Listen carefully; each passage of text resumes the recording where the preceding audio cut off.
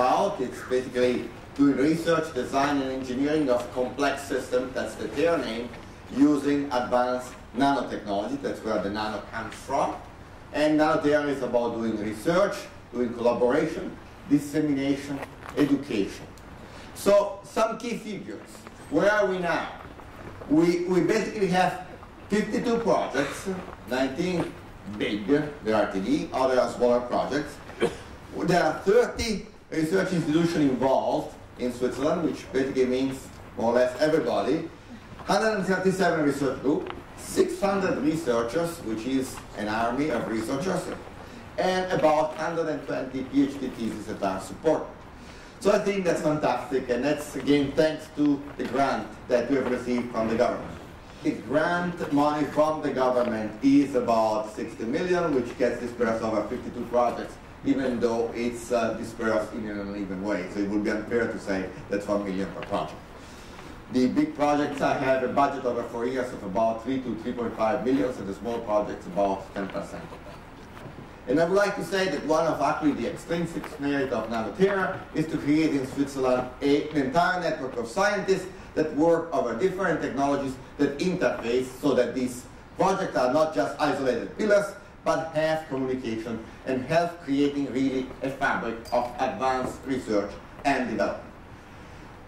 Some of these projects have been granted an extension. Some money was put up for competition for adding to the projects, and here we have a list of the projects that receive money, and some of these projects actually, as part of receiving money, also initiated collaboration with industries that are listed up here, and it's very important for us because we want in the end achieve technology transfer. This is a distribution of project by theme: health, security, environment. To be quite honest, we know that we are a little bit weak on the security part, fairly strong from the health part, even though, again, to be very critical on this, we would say that the health part, we're very strong on the sensor part of health, and rather than an integrated system for health. But that's the nature of the beast. Research starts from solving specific problems, and then these problems get linked together in providing solutions. 30 participating institutions, they're listed here, and I'm not going to read all of them. This is actually a very nice picture of the focus area in Switzerland, but the picture that I like the most is this one, that shows the interconnection that exists between the different institutions, and for planning it shows the new highway that the government will build between ETH and EPFL so that scientists can communicate better. But I'm very proud of this picture because the connection, the fact that we can leverage expertise in different parts of Switzerland, is one part that is important, especially in a federal campus. Few words about the future. What's happening about Nano-Tera? Nano-Tera was originally funded for the period 2008-2011. We started with 1 year of delay. We are in the first phase, which is mainly focused on research and developing enabling technology. We are facing a second phase of 5 years. This, of course, is pending government approval, where we want to integrate these technologies into systems. We are talking still about systems that integrate technology that can demonstrate how ideas can, in the future, map into tangible products.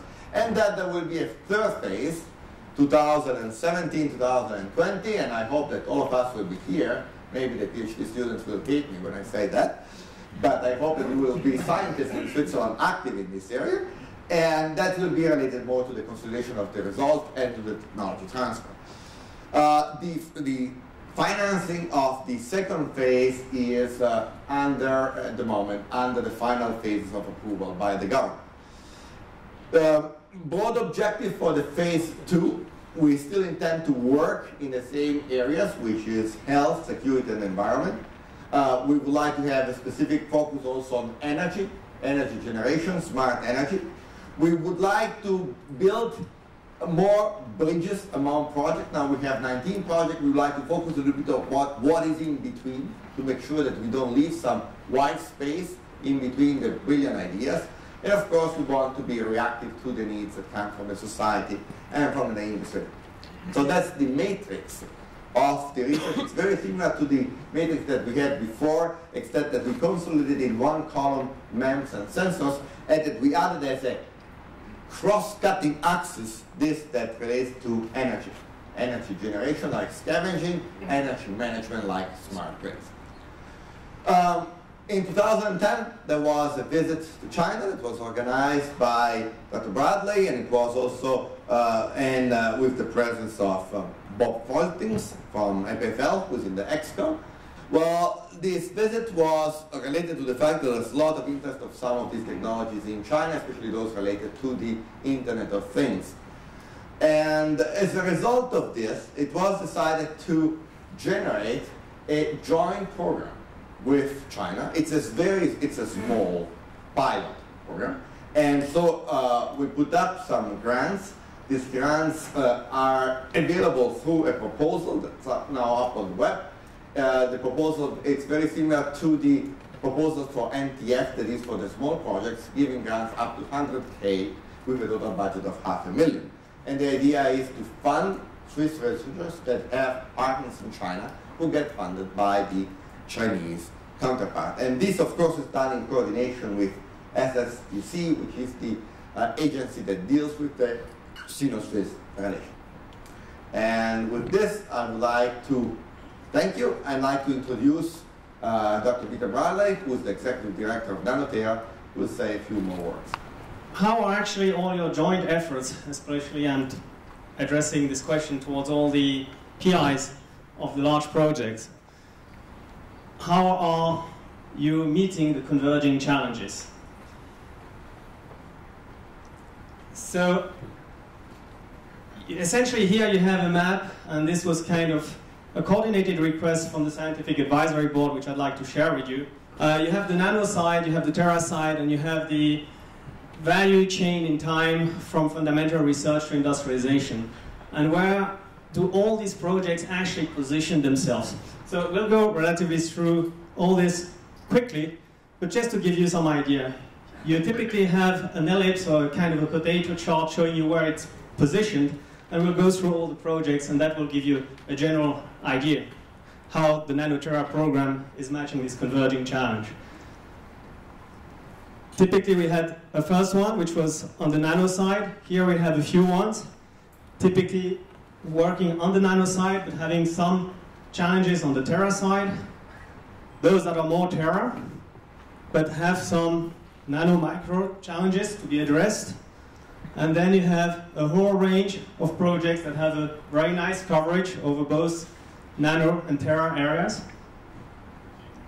You have those that are more challenging the industrial implementation, so really moving towards strong ambition, and you can see on the time scale very often those, they are here positioned, and this was based on feedback and exchanges with the PIs.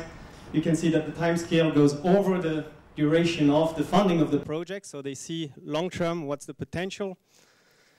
You have some that have characteristic features going from the nano and addressing the Tera more in the end, or going towards the Tera and focusing towards industry towards the end of their research program. Some that are pretty specific, addressing both sides at the same time and converging in the end. These convergences of expertise, I mean, what are they building? What kind of major milestones have we achieved? Well, there are a few ones here that are very interesting to mention, about the fact that we're attracting more industrial partners in the new RTD add-ons that are going to be ratified by the end of the month by the SNF. But we have, as Nani mentioned, we have this joint call with the SSST that could be arranged, and this is a major milestone and very interesting, especially towards the leading standards that drive innovation in these kind of areas that will be addressed. We have also, I should mention, a first RTD, one of the extension projects, where we will have full industrial matching funding. So this is quite unique. It's an achievement. And we have the Guardian Angel project, which you all have seen very actively now promoted in the press. And under this, I provided the map of the network of the community of Nano-Tera.